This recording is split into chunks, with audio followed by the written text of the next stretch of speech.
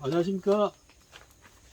여기는 논산시 연산면 계백한정길 120-20번지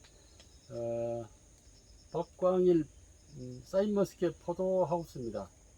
면적은 600평 정도에 한 230주 정도 삽목묘를 심었습니다. 심은 지는 한 3년째인데 나무를 잘 못 길러가지고 처음 하다 보니까 금년에 처음 열매를 달았는데 알속기하고 뭐 여러 가지를 실수를 많이 하다 보니까 알이 지금 굵기도 작고 농사가 형편이 없습니다. 보시다시피 이파리에 뭐 웅해나 이런 총체도 많이 있는 것 같고, 아직까지 바이러스라고 하는 것도 많이 있고 해서, 그래서 제가 답답하고 그래서 황금알 농법에 박기원 사장님한테 전화를 드렸습니다. 이러한데 처방을 좀 어떻게 좀 해주십사 하고 전화를 드렸더니 박 대표님께서 친히 오셔서 한번 봐주시겠다고 그렇게 하셔서 참 고맙게 생각합니다. 근데 여러분을 이렇게 이제 이 농장이 어수선하고 정리가 안 된 상태에서 제가 조금 부끄럽습니다. 근데 제가 좀 게을러서 이걸 못했는데 그걸 좀 용서하시고, 대신에 오늘 명강의를 듣는 걸로 생각하시고 그걸로 대처를 해 주십시오. 요새 유튜브에 아주 핫하게 인기가 최고 높은 박기현 대표님을 소개하겠습니다. 네. 네, 감사합니다. 네, 반갑습니다. 황금알 농법 대표 박기현입니다. 반갑습니다. 우리가 최고 잘된 데와 그냥 평범한 데 이 두 가지를 선택해야 됩니다. 그래야만 우리 많이 배울 수 있습니다. 잘못된 거를 보완하면 좋은 거로 될 것이고, 좋은 거는 그 다음에 우리가 습득을 하면 되는 두 종류가 있습니다. 제가 여기 사인마켓 저는 한 포기도 심은 바도 없고 구경밖에 안 했습니다. 생리를 풀면 다 풀리는 걸 우리가 그걸 농사를 다 짓고 하면 이미 늦어서 우리는 끝나요. 우리가 지금 여기에서 잎들이 이렇게 쬐끄마한 잎들이 송이에서 우리가 이 송이를 보면 여기 송이에서 잎이 한 장, 두 장부터 털어져 버려요. 그럼 석장체는 이렇게 오므려져 버릴 수 없어요. 왜 그랬겠습니까? 이거는 잎이 쪼물어졌다 소리는 그 시기에 비료 과다엔 생장점 열상입니다. 비료 과다엔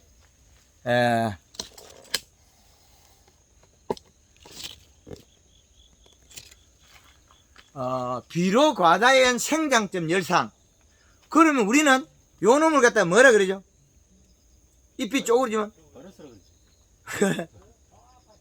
바이러스가 아니고 비료 과다에 의한 생장점 고온장입니다. 그럼 바이러스면 올게 그랬다가 안 풀려야 되잖아요. 비가 오면 또 멀쩡한 게 나와요. 잎에 물 뿌리도 멀쩡한 게 나와요. 그러면 봄에 요 놈이 요렇게 되기 전까지가 또 어떤 게 나오냐면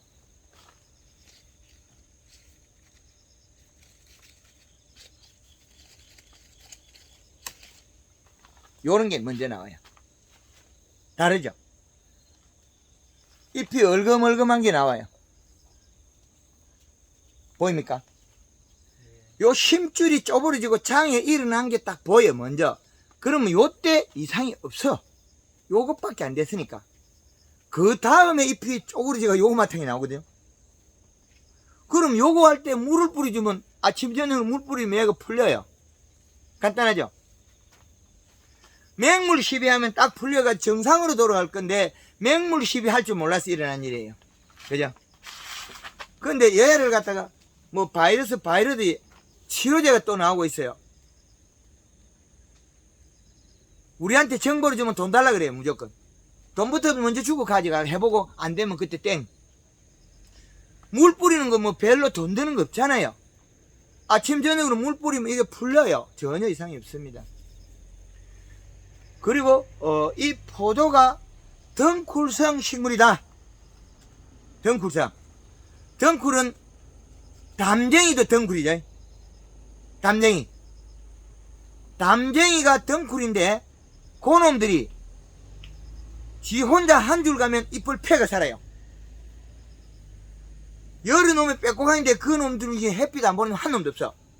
왜? 요 놈이 어떻게 생각하느냐? 아, 요 덩쿨도 내 덩쿨이다.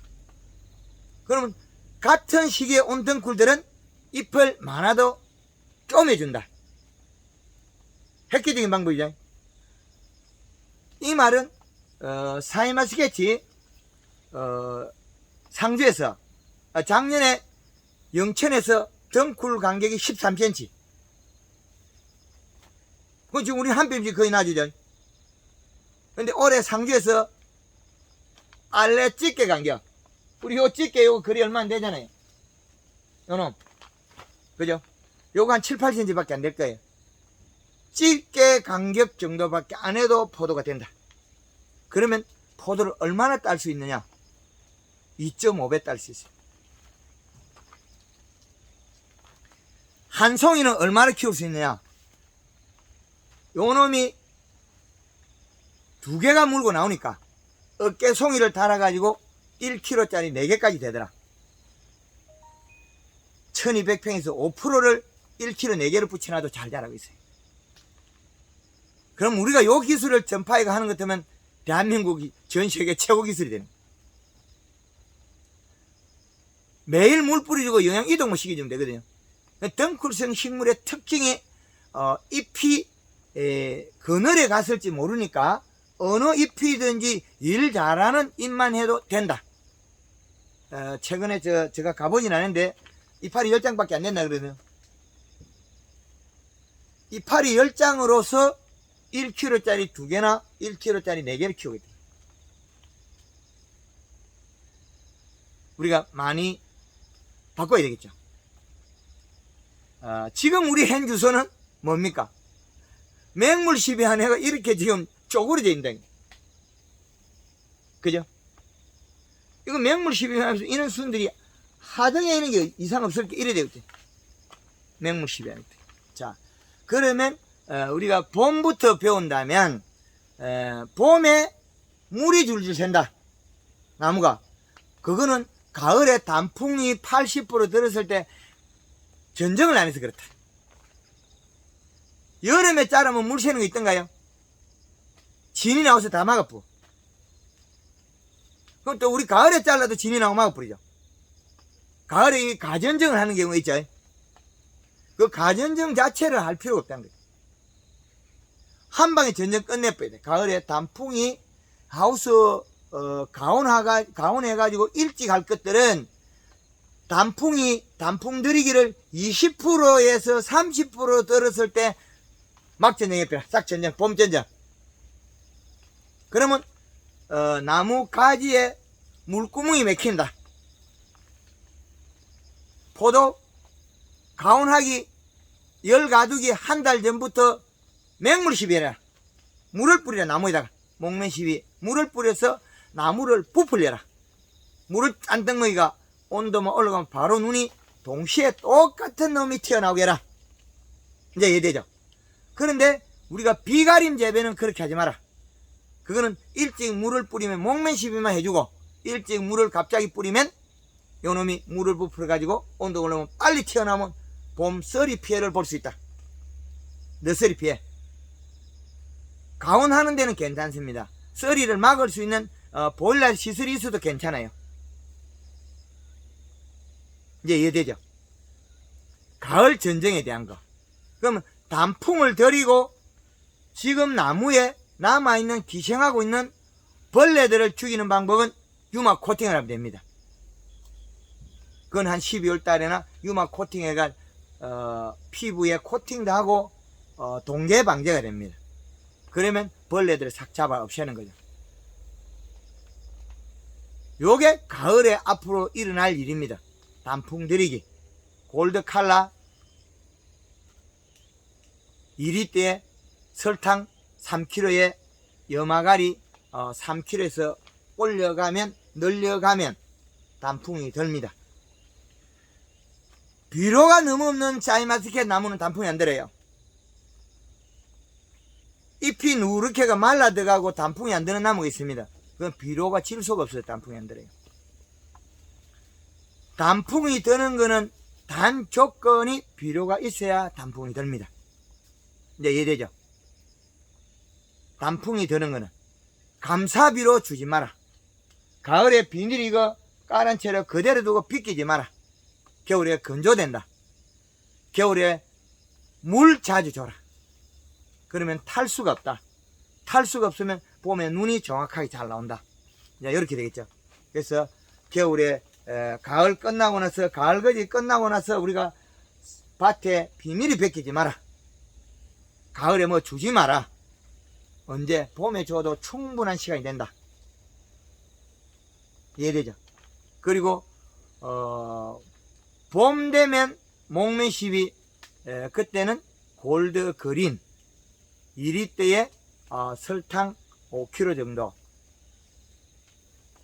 눈나기 20일 정도 전에 하면 됩니다. 그래서 2 내지 3회 정도 해주면 눈이 잘 납니다. 그거고 그 다음에 우리가 이 포도가 봄에 순이 나서 이게 어떤 방법으로 하냐에 따라서 바뀌어버려요.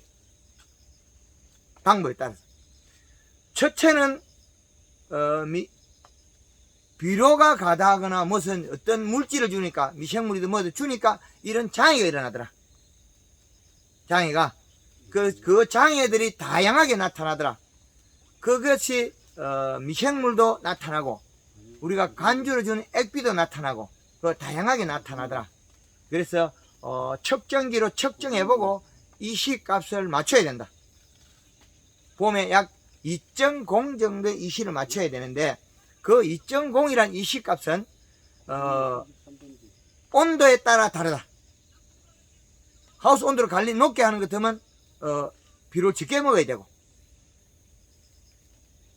그 차이가 나더라. 그래서 수분은 35에서 45, 이시값은 봄에는 2.0, 여름에는 1.5 정도.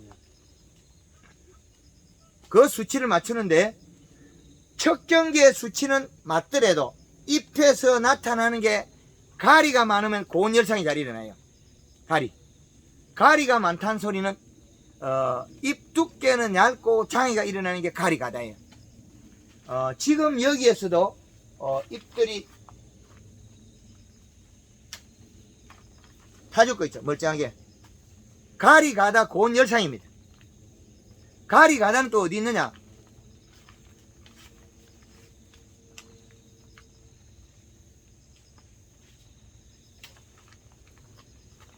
연맥이 빨개집니다. 그죠?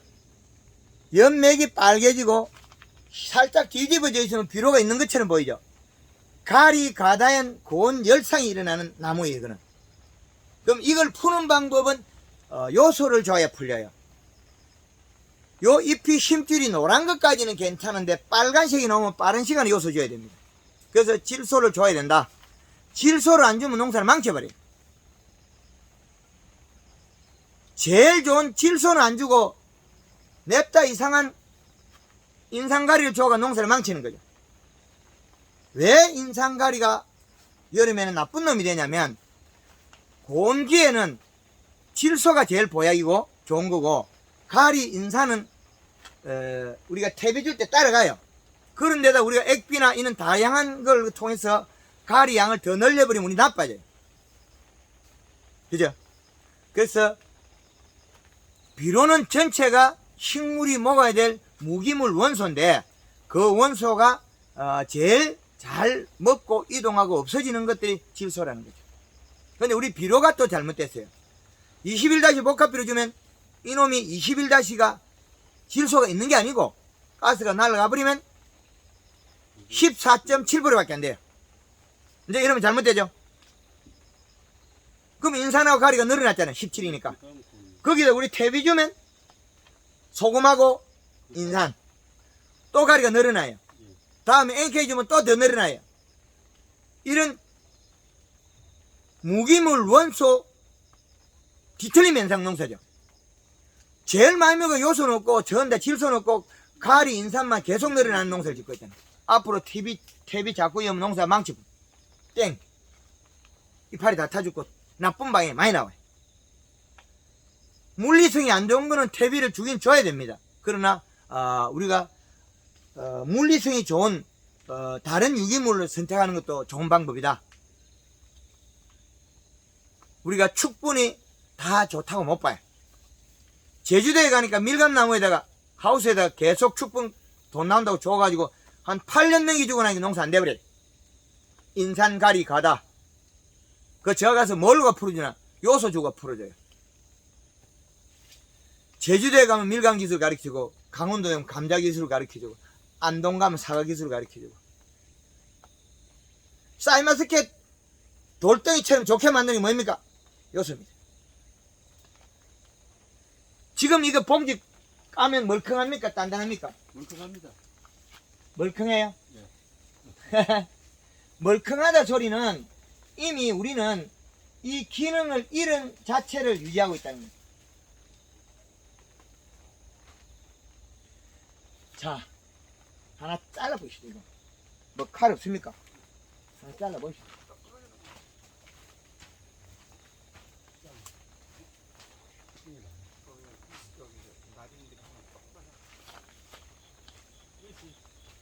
한번 잘라보시죠.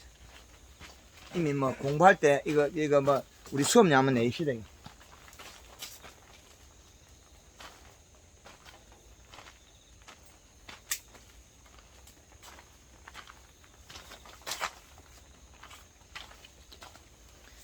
별로 안 달린 게 뭐 생긴 거 전체 인물이 안 좋죠. 요거는 요놈 꽃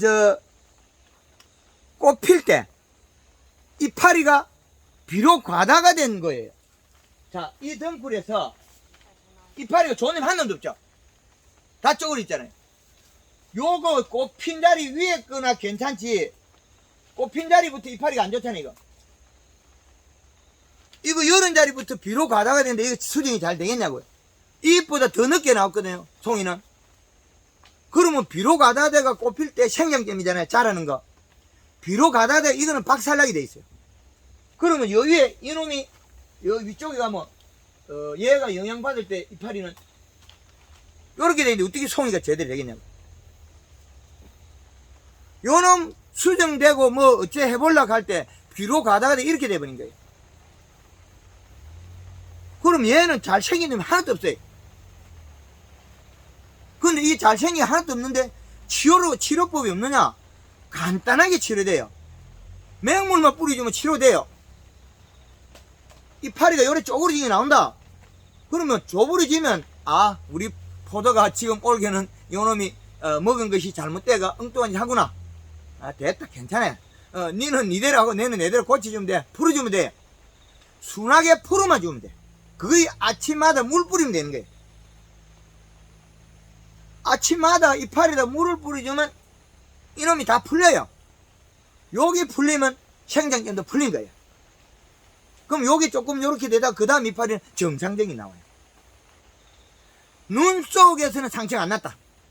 눈 속에서는 털로 보호되어 있거든요. 이 송이가 만들어지기 전까지, 꽃피기 전까지 나올 때까지 괜찮아요. 나오고 난 뒤에 조그만한 게 움직일 때 있잖아요. 아주 연약하고 잎하고 똑같아요. 요 이파리도 눈 속에 들어있을 때 상처가 없어요. 그럼 상처가 있다면 여기 간간히 마디가 쪼그리는 게 있어요. 마디가 쪼그리는 거. 그거는 자체가 상처가 입었어요. 마디 자체도. 근데 그 다음 잎은 또 나오거든요. 그러면 나오기 전에 상처를 입거나 나오면서 상처를 입는다. 그래도 밀고 나가잖아요. 이놈이 얼마나 잘하는 놈이에요. 우리는 죽으라고 잘못해도 얘는 자라요. 사이마스키는 우리는 죽을 만큼 해줘도 자라고 있어요. 사람은 이 정도 되면 죽고 없어요. 이거 형체가 없잖아요. 이거 우리가 골격이 만들어진 게 없잖아요. 이미 마트에 가야 돼. 근데 되잖아요. 사이마스켓은 힘이 좋은 겁니다. 그런데 이게 이파리가 전체 장애가 일어나면 이 송이 알들이 제각각 마음대로 생겨요. 왜? 열상을 입어서 그렇다. 송이가 제각각 마음대로 생겨버렸다. 그죠? 알이 지 마음대로 생겼어. 알이 지 마음대로 생기고, 지금 현재는 왜? 요때 수정이 잘못된 알들은 고온 열상 입어 그냥 돌덩이 지나무고 세포가 안 풀려요. 추위에서 얼은 거나 돌덩이 되는 거 비슷해요. 그 다음에 요거는 정상적이 좀 되면 한두 놈 있거든. 요거는 말캉거려. 그러면 포도가 많이 열어서 말캉거린 게 아니고 질소가 없어서 말캉거린다. 요소. 근데 요런 것들은 요소 조금만 주면 풀려요. 근데 이놈은 새순하고는 별도예요. 새순은 새순대로 크고, 그 다음으로서 요 먼저 나온 전엽들이 일을 해서 포도를 키울 수 있어요. 그러면 전엽들이 일을 잘하기 때문에 전엽을 노화만 시키면 돼요. 노화만. 그래서 전엽을 노화로 안 시키는 방법이 잎의 색깔과 모양을 보고 비료를 적정히 공급해 주는 거다. 그래서 여름에는 질소가 제일 많이 있어야 되고, 가리하고 거리가 멀어야 되고, 겨울에는 이 두 개가 가까워도 된다. 겨울에. 그래서 우리 그 딸기 하우스를 해보면 겨울에는 땡땡해. 봄 되면 멀컹해져. 그런데 봄 되면 딸기 단단해지고 칼슘제를 아무리 치도 물러져요. 왜 그러냐? 가리 농도가 높아서 그래. 하우스 온도가 올라갔는데 가리를 낮춰야 되거든요. 근데 봄에 딸기가 물러지면 단단하게 하는 방법은 요소를 살포하면 단단해집니다. 아주 간단한 방법. 지금 우리 사이마스케치 이파리를 있고 다 있는데 지금 시기에 가리를 주면 더 멀컹거려요. 가리는 색깔은 과일색은 노란색을 내고 요소는 원색을 냅니다. 청색이 나와요. 그런데 지금 얘가 청색이 안 나오고 노리끼리 하다 가리가 많아서 그래요. 수확 이후의 색깔보다 이거는 더 노래요.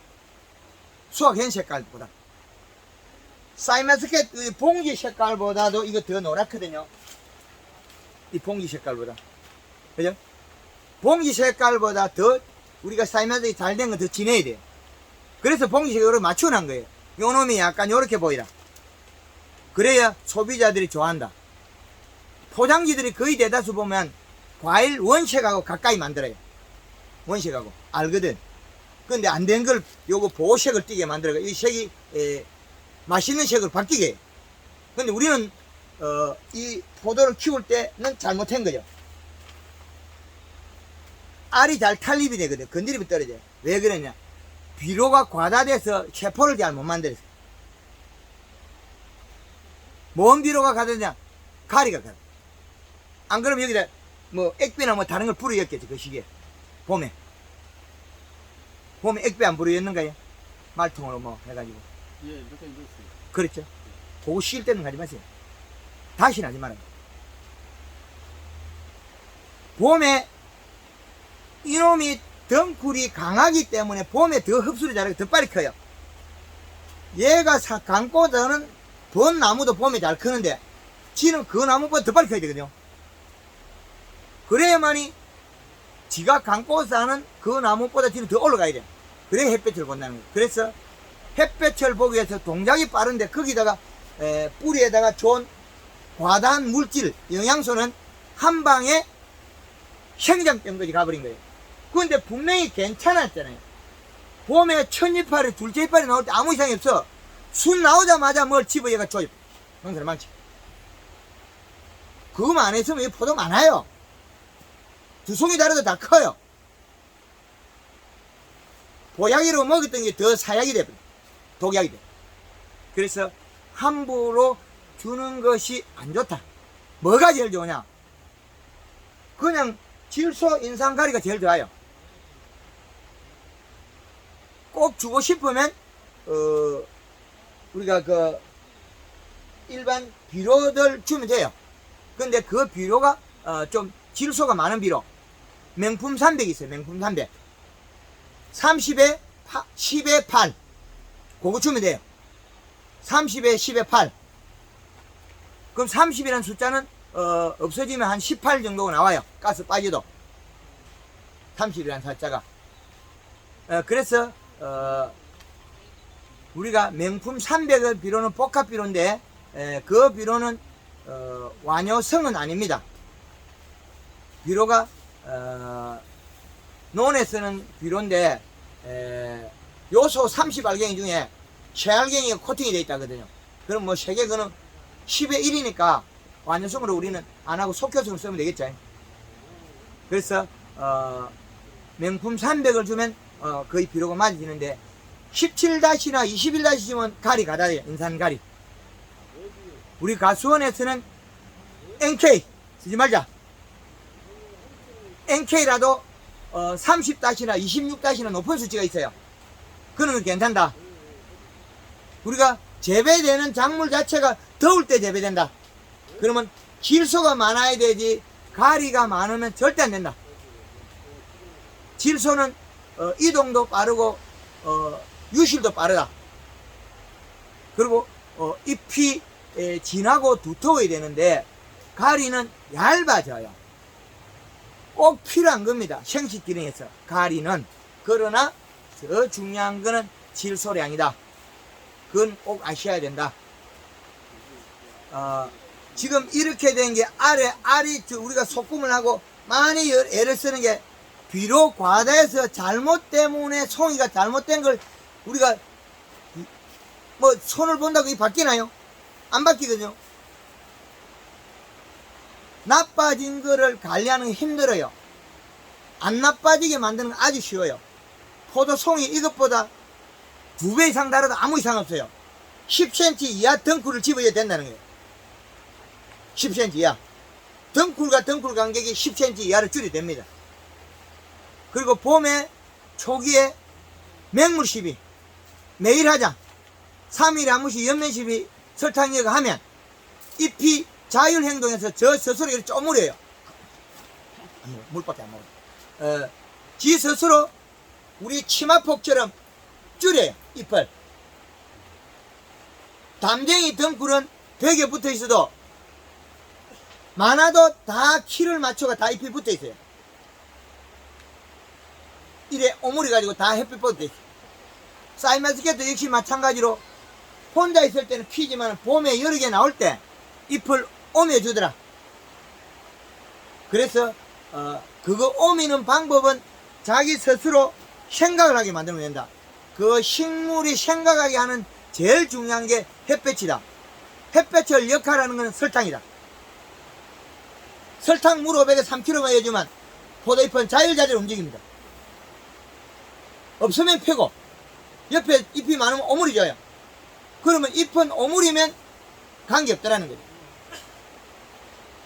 오므려서 덩쿨과 덩쿨 간격을 작년도에 그 영천에서는 13cm, 올해 상주에서는 8cm에서 10cm.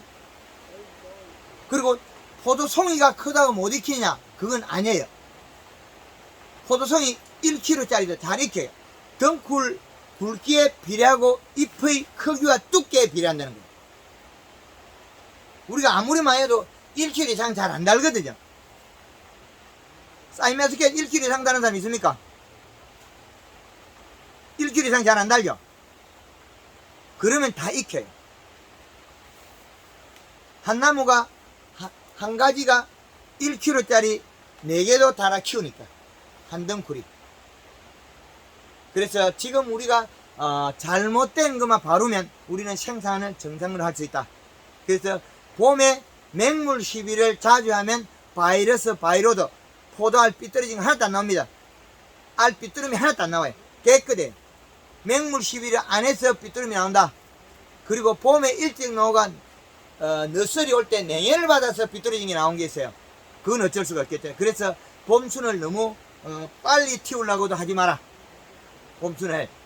그 말은 봄순을 너무 빨리 틔우면 장애가 발생한다.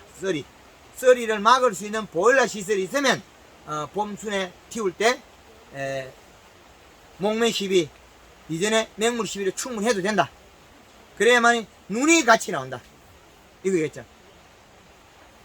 그래서 우리가 지금까지 오늘 8월 10일까지 왔어요. 지금부터 포도가 익어나가야 되는데 안 익고 알이 멀컹거린다. 질소 부족 고온장애다. 질소 부족 가리 과다. 질소가 없어서 일을 안 하는 거예요. 더워서. 질소가 있으면 이파리 힘줄이 빨간색이 노래지고 노란색이 흰색까지도 나와요. 힘줄, 연맥. 그 연맥을 잘 살펴봐야 됩니다. 그래서 포도잎은 펴져야 된다. 살이 쪄서 볼록볼록할 때까지 펴지면 더 좋아요. 엠보싱이 나올 때까지. 그리고 부드러워야 된다. 딱딱한 거는 좋은 게 아닙니다. 딱딱하다는 건 영양 이동을 적게 하고 힘줄만 굵은 거지 이 표면이 두꺼운 건 아니라는 거죠. 아니다.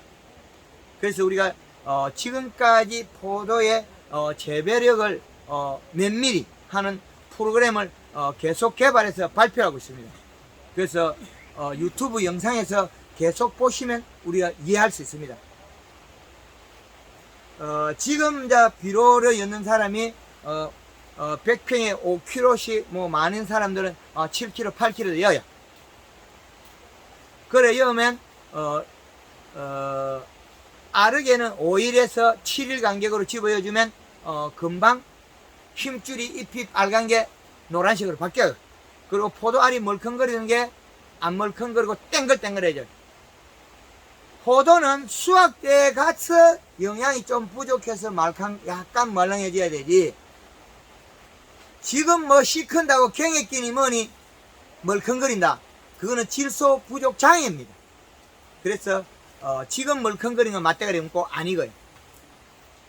멀컹거리는 건 썩은 거 아니기 때문에 고라 비틀어지는 게 아니거든요. 살리는 거는 단 며칠 만에 살려요. 포도알이 멀컹거린다, 색깔이 누렇다, 아무 이상 없습니다. 뭘로 살릴 거냐? 요소만 치유가 돼요. 요소 간주하면 치료가 됩니다. 잎에 맹물 시비 해주고, 그 다음에 골드 칼라에다가 봉지가 설탕을 쓰면 오염이 됩니다. 봉지가 곰팡이 핀다는 거죠. 그럼 곰팡이 피도 괜찮을 때는 설탕을 쓰면 되고, 그리고 비료를 충분히 가지고 있는 거는 가리를 1kg 넣으면 되고, 비료가 없는 거는 요소를 1kg나 많게는 2kg까지 쓰고 가리를 1kg 쓰고. 그 비료가 없는 지금 여기 농장이라면 요소 1.5kg에 가리 500g을 넣고 살포해주는 게 더 좋다. 이해되죠? 지금 우리 농장에서는 질소가 부족하다. 덩쿨이 나간다고 해서 저기 나간다고 해서 질소가 많으냐? 그건 아니에요. 이 나무의 성질이 그런 거다. 가을까지 계속 자라야 돼요. 왜? 안 그런 것 같으면 본 나무가 자라가 지가 잎이 덮여가 죽으니까.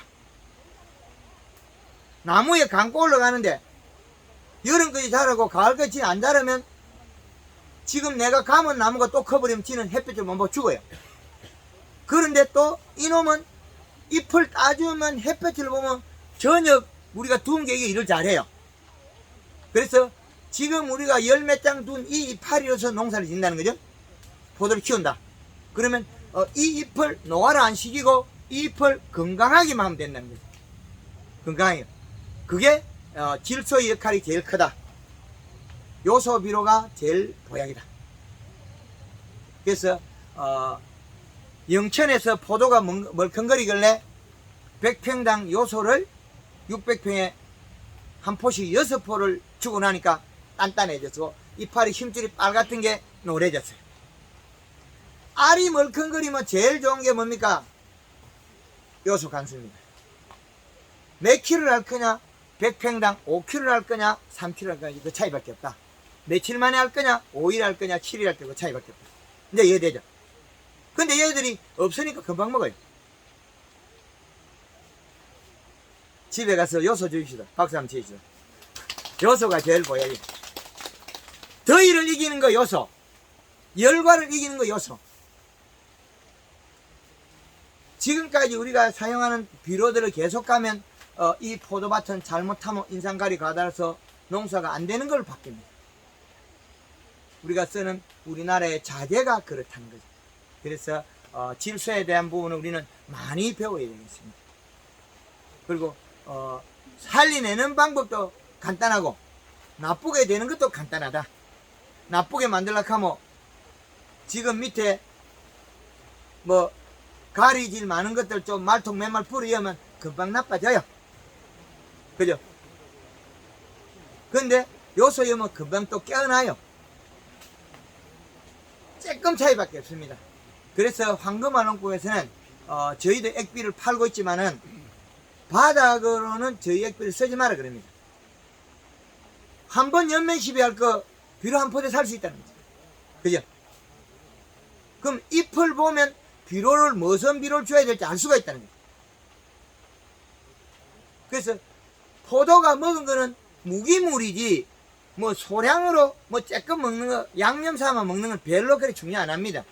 그런데 가리가 가다된 데다가 다른 과리가 조금만 가다가 피해가 더 많이 일어나겠죠. 목마른 데다가 소금 한 숟갈 입에 넣으면 더 목마르겠죠. 똑같은 일입니다. 포도가 지금 수분이 아무리 많아도 수분을 못 먹어요. 질소가 없어서 못 먹는 거죠. 잎이 안 두꺼워져요. 우리가 물에다가 담가 놔봐라. 이 포도가 두꺼워지 잎이 안 두꺼워집니다. 비가 아무리 와도 잎은 안 두꺼워져요. 얇아지면 얇아지지. 구름기가 더 얇아져요. 내려가고 햇볕으로 일을 못하면. 그래서 질소 함량에 대해서는 공부를 많이 하셔야 됩니다. 그래서 잎은 펴져야 좋은 잎이다. 그리고 부드러워야 된다. 두껍고 부드러워야 된다. 요게 기본입니다. 이렇게 되면 농사 저절로 잘 됩니다. 이거는 잎은 부드러워야 된다. 잎은 부드러워야 된다. 이게 제일 좋은 겁니다.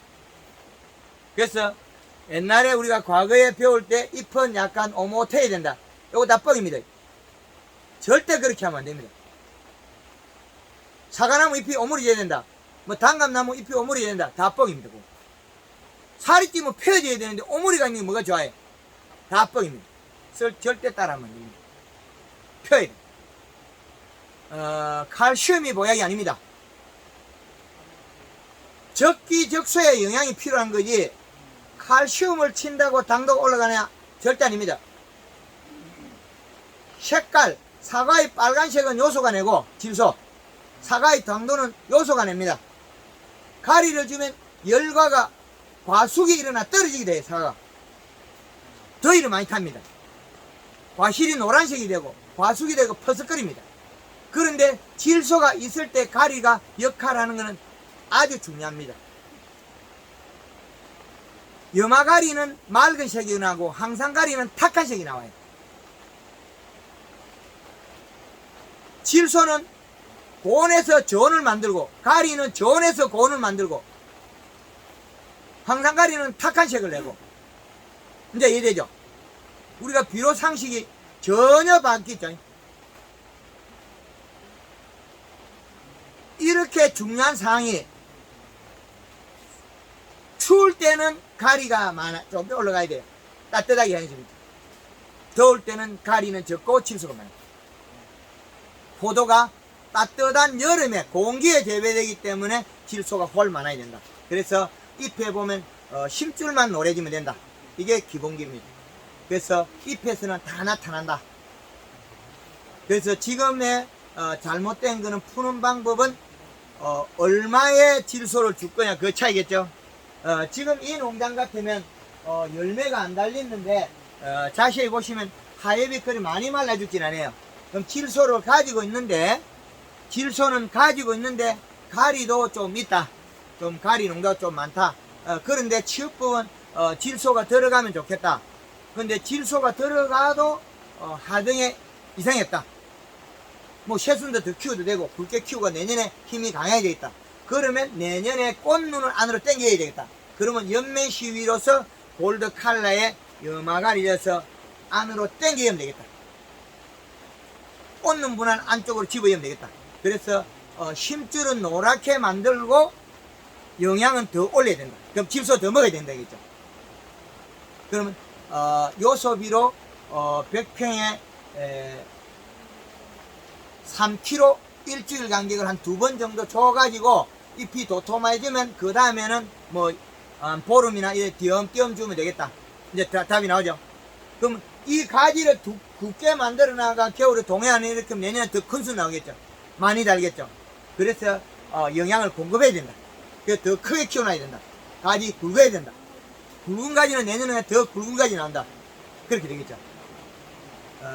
여름에 자르면 내년에 눈이 약하게 나오지만은 단풍이 들었을 때 자르면 그거는 체내장에 모여있기 때문에 잘랐더라도 수는 굵은 게 나와요.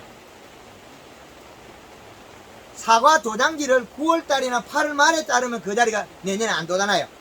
그런데 12월달에 자르나 1월달에 자르면 굵은 게 돋아나요. 그럼 가을에 낙엽이 질 때 돼서 잘라도 그 다음에 굵은 게 돋아나요. 그거는 체내 저장양분 축적하는 시기라는 거죠. 그 체내 저장양분 축적은 가을까지 한다. 그리고 단풍이 다 들어갈 때 전쟁하면 된다. 요렇게 기본이 됩니다. 예. 예. 안개 분사를 해야 됩니다. 내 땅이 질 땅이다. 안개 분사를 해도 됩니다. 잎에 물만 적시면 되니까. 스프링클러 하면 땅에 물 빠짐이 좋아야 된다. 땅에 물이 많이 떨어지니까 물 빠짐이 좋은 땅들은 쿨러가 싸게 튀겠죠. 그래도 땅에 질어져요. 봄에 수분 적발량이 적기 때문에 그래요. 그래서 땅에 제일 좋은 거는 내 토양에 수분이 얼마나 잘 이동하느냐 양에 딸려 있다. 그죠?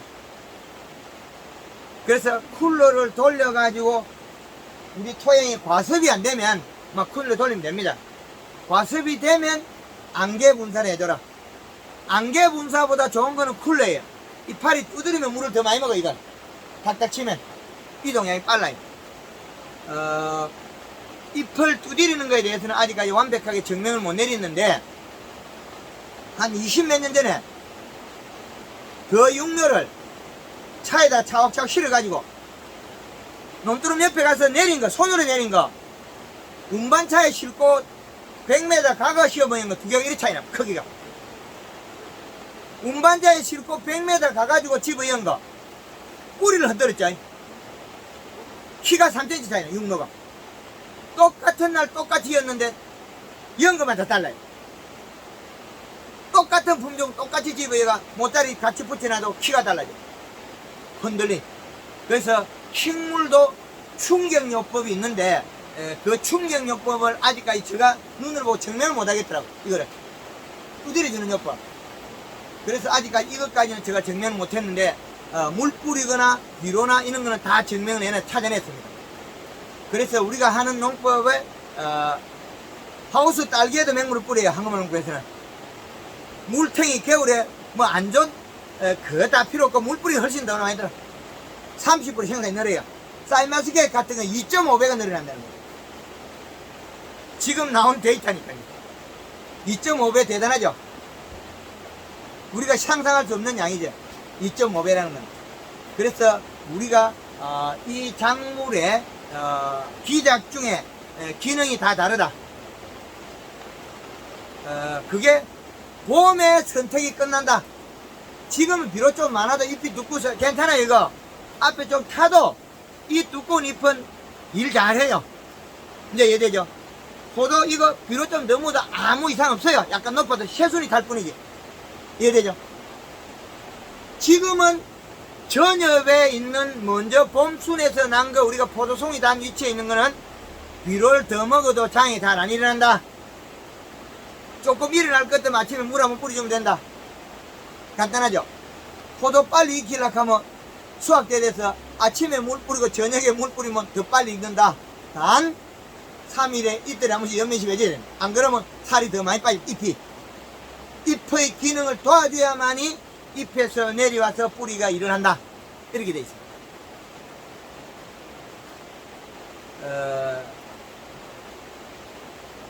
가을에 단풍 들이기는 지금 연면시비는 우리가 맹물을 안 뿌리면 7일이 걸려요. 그런데 지금은 7일 만에 자주 안 해줘도 돼요.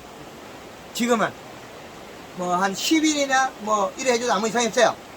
그런데 내가 이 나무에 장애를 극복하거나 목적을 두고 있다. 포도가 많이 달렸다.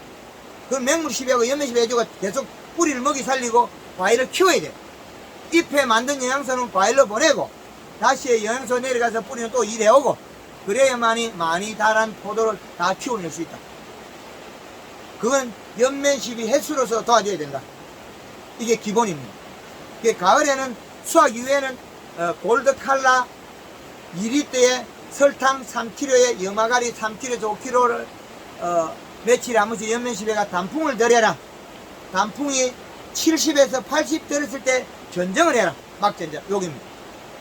겨울에 물을 자주 줘라. 겨울에 물을 자주 줘라. 이제 이해되죠? 또 이제 다른 질문 받겠습니다. 예. 예. 아, 변은 좀 이따 갈게요. 예, 포도만. 예. 시설하우스요, 고추. 예. 그거 준비는 어떻게 해야 돼요? 좀 이따가 포도만. 자, 이 맛있게만. 요거 끝나고 고추고, 벼고 따로 가면 되니까. 예, 지금 현재는 샤인마스켓만 질문하는 거예요. 예. 이런 놈에 가지 물 키울 때 핑크를 둘러주라 그러는데 핑크를 위에서 달아가지고 가지가 밑으로 내려가야 되거든요. 맞습니다. 위에 달아요. 여름에 물 주고 하는 스프링클러 위에 있어야 됩니다. 내려야 됩니다. 그거 있어야 됩니다. 예. 위에서 맹물 시비를 자주 해줘야만이 우리가 잎을 빠른 시간에 키울 수 있다. 예, 또 다른 분 질문이요. 사이마스켓만 포도, 큰별, 거범 다 됩니다. 포도만 질문해 주세요. 네, 감사합니다.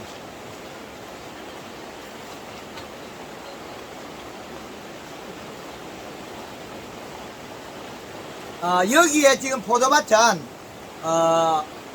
이 시값은 0.8 얼마 나와요. 0.8 얼마 나온다고.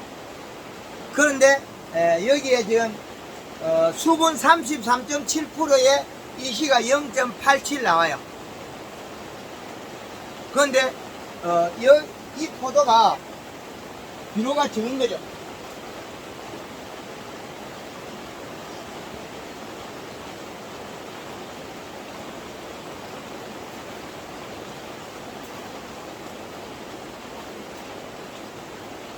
어, 0.7에서 0.9 정도까지밖에 이 시가 일정 정도 나와요. 근데 지금 우리가 비료 좋은 거하고 거리는 덩쿨하고 먼데 줬기 때문에 앞으로 찾아 먹을 건데 지금 가까이에 없어요. 포도나무 가까이에 비료가 없다. 그래서 이렇게 허치주면서 가까이 어느 정도 줘야 되는데 가까이에 주면 뭉텅 주면 안 돼요. 포도는 청근성이기 때문에 비료를 뭉텅뭉텅 주면 안 돼. 주먹gibi 하면 안 된다. 허쳐줘야 된다. 조금 떨어져가 뿌리가 갈만한데 허쳐줘야 된다. 그렇게 보시면 되겠습니다. 비료는 이 시값은 낮다. 그렇게 보면 되겠네요. 예. 다른 질문 있는 분 질문하시고 아니면 다른 작물이나 뭐 카메라 끄고 하겠습니다. 예, 그러면 사이마스 강의는 여기 마치고 방금 질문들은 벼나 고추에 대해서 하도록 하겠습니다. 예, 사이마스 강의를 마치도록 하겠습니다. 예, 감사합니다.